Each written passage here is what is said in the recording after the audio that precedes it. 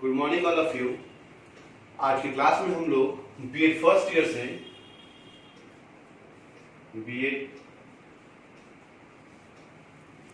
Year से paper C4 को देखेंगे, जिसमें हम लोग यूनिट फर्स्ट को अभी देख रहे हैं।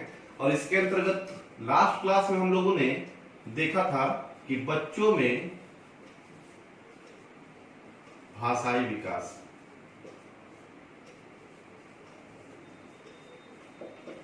बच्चों में भाषाई विकास कैसे होता है, अर्थात बच्चे किन किन क्रियाओं को करके अपने भाषा को विकसित करते हैं। तो इस टॉपिक को हम लोग देख चुके थे लास्ट क्लास में, और इसी टॉपिक से जुड़ा हुआ एक टॉपिक है जो आज हम लोग देखेंगे कि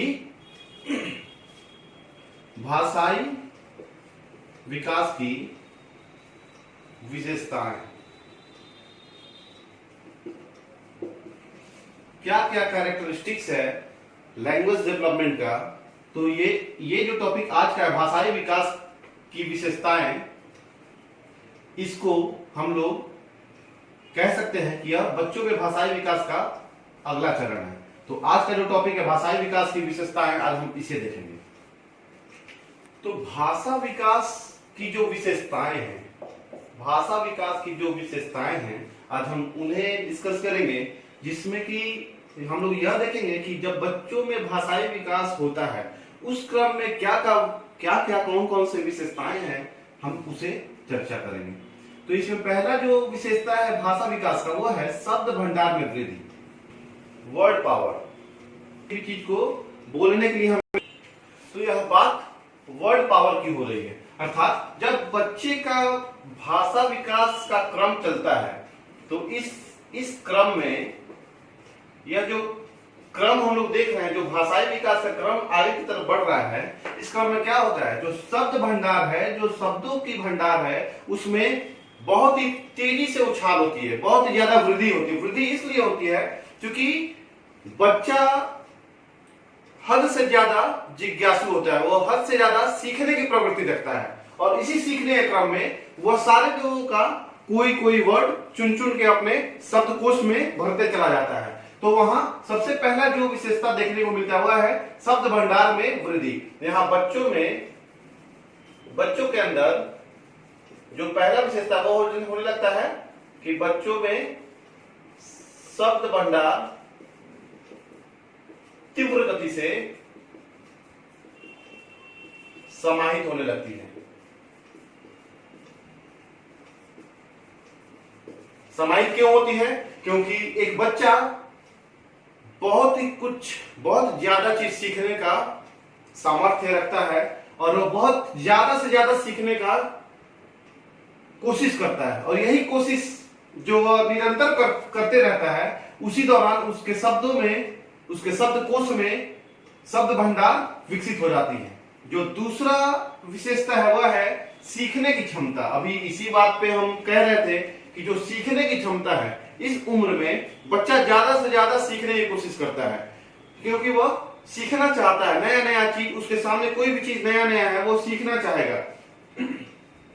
हम लोग अगर अपने आप पे भी देखें तो हम ही लोग कोई अगर नया चीज करने का सीख जाते हैं तो हम लोग चाहते हैं कि ज्यादा से ज्यादा उस पर टाइम दिया जाए। इवन कि आज के दौर में एक नया ट्रेंड चला हुआ है गेम खेलने का, मोबाइल में गेम खेलने का। तो हम देखते हैं कि जिस भी व्यक्ति को गेम खेलने आ गया तो उसको एक लत सा हो जाता है, वह उसमें ज्यादा से ज्यादा खेलना चाहता है, ज्यादा से ज्यादा उसके साथ समय देना चाहता है। तो यहाँ सीखने की क्षमता, जो सीखने का क्षमता है, उसमें दिनों दिन वृद्धि होते जाती है, क्योंकि उसका शब्द भंडार वृद्धि हो गया हुआ रहता है। तो जब उसके पास शब्दों का भंडार निर्मित हो जाता है तो वह और भी बहुत कुछ सीखने का चाहता है, और यही सीखने की जो उसकी चाहत है, उसको सीखने की क्षमता में वृद्धि होने लगती है। उसके बाद हम देखेंगे जो थर्ड विशेषता है वह है कि समाजीकरण से क्या तात्पर्य है।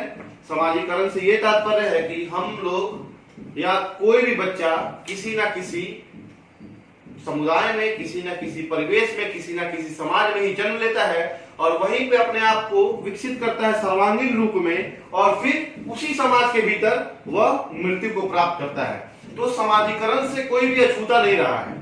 समाजीकरण बहुत ही महत्वपूर्ण है। तो समाजीकरण के लिए क्या आवश्यक है?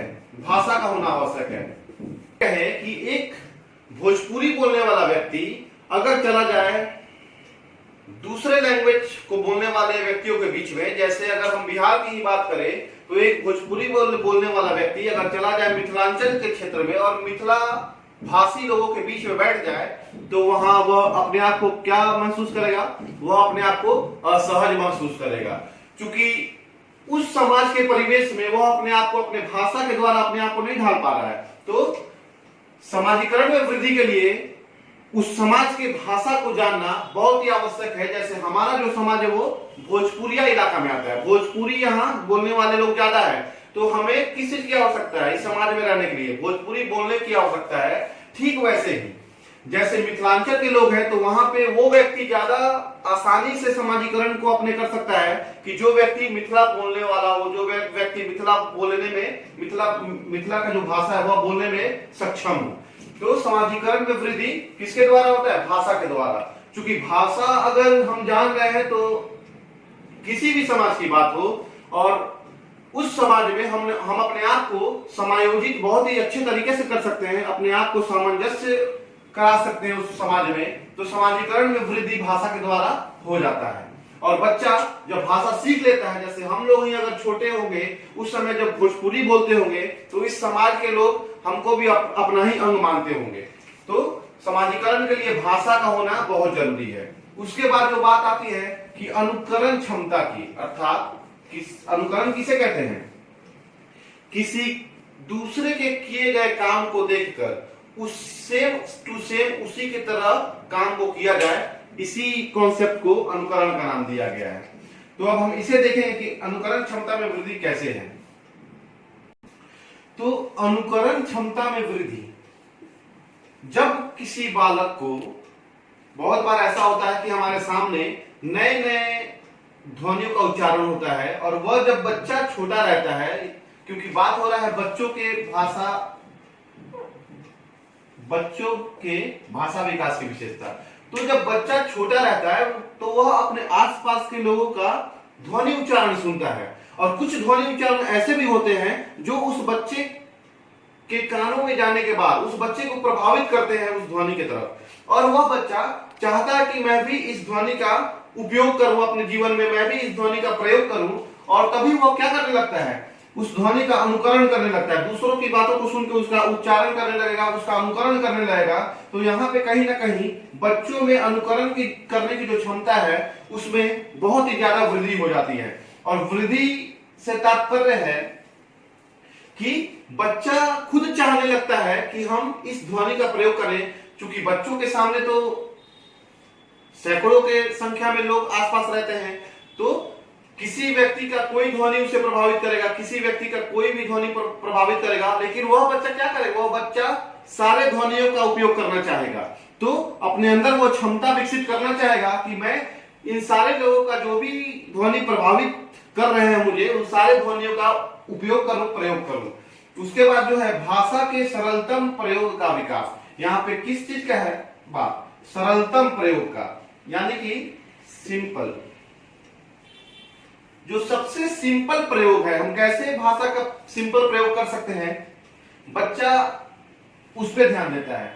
बहुत सारे बच्चे ऐसे होते हैं कि जिनको कोई पर्टिकुलर वर्ड बोलने में कठिनाई होता है। जैसे अगर हम बात करें कि कोई बच्चा यह नहीं कह पा रहा है कि अभी पानी बरस रहा है, यहां पे पानी बरस रहा है। अगर एक लाइन हम लोग ऐसे दें कि कोई बच्चा ऐसा भी है जो ये नहीं कह पा रहा है कि अभी पानी बरस रहा है, इस बात को नहीं कह पा रहा है, स्पेशली इस बात को, बरसना के बात को नहीं कर रहा है, और बरस को वह बसर कह रहा है, बसर। यहां पर उसका जो प्रोनाउंसिएशन है वह बरस को बसर में कन्वर्ट कर दे रहा है। तो वह क्या करेगा? वह अपने दिमाग से, वह अपने बुद्धि विवेक से भाषा के सरलतम प्रयोग का विकास करेगा, यानी कि इस लाइन को ही वह चेंज कर देगा। तो वो क्या बोलेगा कि अभी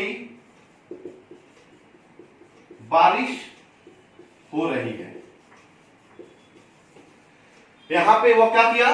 उस लाइन को ही कन्वर्ट कर दिया जहां पे उसको डिफिकल्टी आ रही है। अभी पानी बरस रहा है, और वह बच्चा क्या प्रोनाउंसिएशन कर रहा था, अभी पानी बसर रहा है। तो यहाँ पे बरस और बसर में जो डिफिकल्टीज उसे आ रही है, बरसना को वो नहीं कह पा रहा है, तो वो क्या करेगा, वो करेगा ये कि वो इस लाइन को ही चेंज कर देगा, उस लाइन को सबसे सरलतम रूप में देखेगा कि मेरे दिमाग में ऐसा, मेरे दिमाग की डिक्शनरी में ऐसा कौन सा वर्ड है जिसको यूज करें, और यूज ऐसा करें कि सेम टू सेम यही लाइन, यही वाक्य हमें मिल जाए। तो वो क्या बोलेगा कि अभी बारिश हो रही है, वो बरसना के चक्कर को छोड़ देगा और सीधा उस बरसना को किस चीज में कन्वर्ट करेगा कि अभी बारिश हो रही है। मीनिंग तो दोनों का सेम है, अभी पानी बरस रहा है मतलब कि वर्षा हो रही है, अभी बारिश हो रही है मतलब कि वर्षा हो रही है। तो भाषा के सरलतम प्रयोग का विकास बच्चा करना सीख जाता है। यह एक महत्वपूर्ण विशेषता है बच्चों के भाषा विकास की विशेषताएं में। और जो लास्ट है भाषा नियंत्रण का विकास, इसमें यह क्या करना सीख जाएगा, लैंग्वेज कंट्रोल। अब हम इसको देखते हैं। तो जो भाषा नियंत्रण का विकास है, यह सबसे मतलब क्या कहेंगे, बच्चों के भाषाई विकास का जो विशेषता है उसमें बहुत ही महत्वपूर्ण है। चूंकि भाषा नियंत्रण का बात यहां किया गया, लैंग्वेज कंट्रोल, तो बच्चा कैसे लैंग्वेज कंट्रोल करेगा, और लैंग्वेज कंट्रोल करने के पहले वो कौन सा क्रिया कर चुका होता है, वह क्या कर चुका होता है, सुनना, बोलना, पढ़ना और लिखना।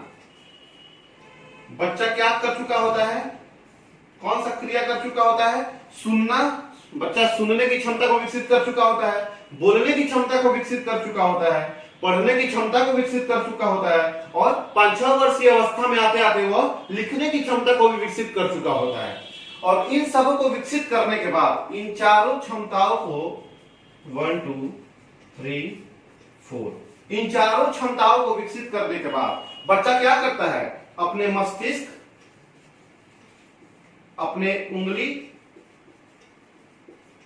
और अपने आंख, बच्चा अपने मस्तिष्क यानी कि अपने इंटेलेक्चुअल डेवलपमेंट के द्वारा, बच्चा अपने उंगली के द्वारा और बच्चा अपने आंख के द्वारा, इन तीनों के अंतर्गत क्रिया करके सामंजस्य स्थापित करता है। इन तीनों चीजों में सामंजस्य स्थापित करता है।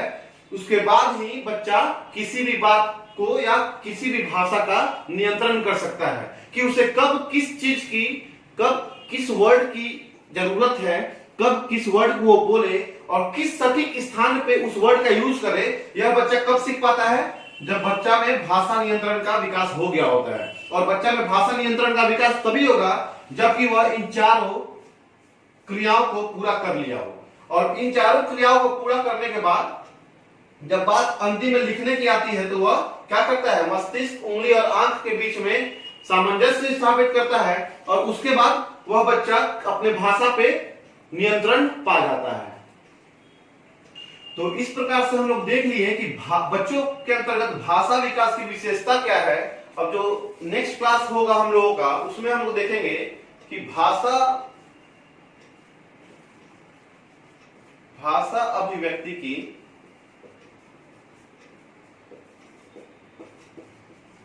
साधन, भाषा को अभिव्यक्त कैसे हम लोग करें उसका साधन देखेंगे। और यह भी देखेंगे कि ऐसा कौन कौन सा साधन है जो बच्चों में भाषाई अभिव्यक्ति को विकसित करने का काम कर सकती है। Thank you.